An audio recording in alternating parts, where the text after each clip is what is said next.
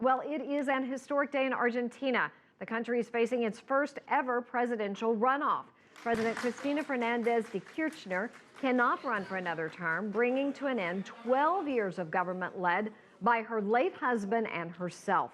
The first round left her hand-picked successor, Daniel Scioli, and challenger Mauricio Macri neck and neck. Polls are now closed across the country, and although no official results are available, the exit poll is giving the opposition candidate the win here. Well, for an assessment of what's at stake in the Argentine presidential election, I'm now joined by Joseph Humire. He's the executive director at the Center for a Free Society. Joseph, welcome back to the broadcast. Thank you. It's always a pleasure. Well, originally the polls were showing President Cristina Fernandez de Kirchner's hand-picked successor, Buenos Aires Governor Daniel Scioli, with the lead. But then it turned around. It looks like Buenos Aires Mayor Mauricio Macri has the edge, and even exit polls are showing him with a win. Is this a repudiation of outgoing President de Kirchner? I think so. I think the winds of political change in Argentina are coming very strong, and they took a little while to get there. I mean, obviously, there's a lot of resistance. Kirchner being the current president of the country that has an incumbency that's lasted for at least 12 years, including her late husband, Nestor Kirchner. That's a lot of control over the political institutions of the country. And they put all that resources and control into play for this election, but the people are still speaking very loudly. Moving a little forward, I think one of the things that pushed maybe Mauricio Macri ahead of Daniel Scioli was a debate that happened earlier this month, where, for all accounts, people said Mauricio Macri performed much better in that debate. We know the economy is obviously the big issue in this election, and that Kirchner's policies did expand welfare programs well during her term for the poor, and really aligned Argentina with Venezuela's Hugo Chavez. And for a while, the economy was rallying, but now it's stalled. Why is that?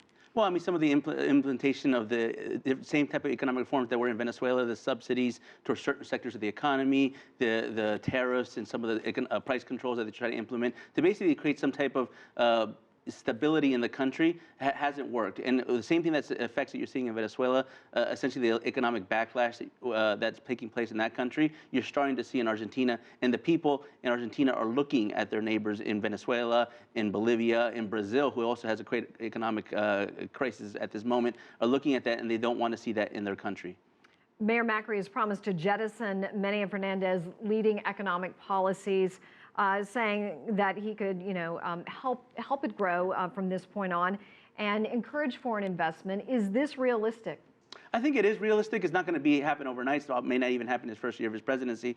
But I think in order to do that, he's going to have to look at ways that he can align himself with other forces that Cristina Kirchner has aligned himself, principally Venezuela. And I think that was a big part of his platform. He said in the last debate, and he's made a point of his platform to say that he's going to try to break some of those ties with Venezuela, and particularly use the political soapbox of Mercosur.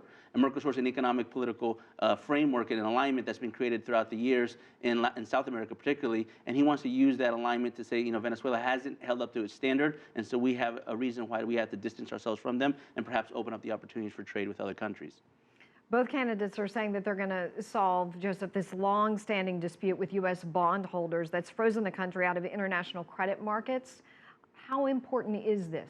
I think it's important for Argentina to begin to gain credibility with the international markets and international credit holders. The credit rating has gone, basically it's hit bottom floor right now, and there's only one direction to go, is up.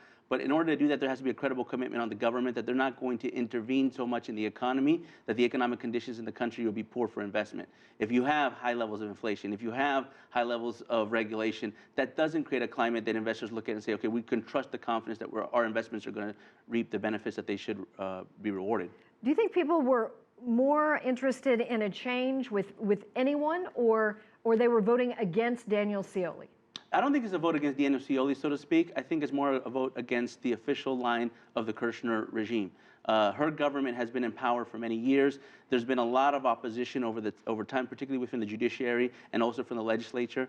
And I think people are starting to see that they want to change, because not just the economic conditions, but they see the way the neighborhood is changing. They see what's happening in Brazil. They see obviously what's happening in Venezuela, and they don't want that to happen in Argentina. And they feel like this election is the last chance to make sure it doesn't go that route. Because if they don't win this election and the continued policies remain in Argentina, the next 4 years might be very problematic. Are you confident in this, Mayor?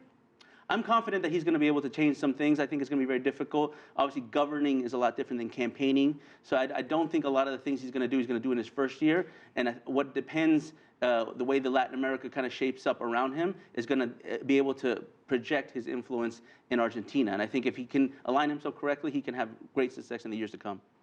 Joseph Humire, Executive Director with the Center for a Free Society. Great to see you. Thank you for joining us.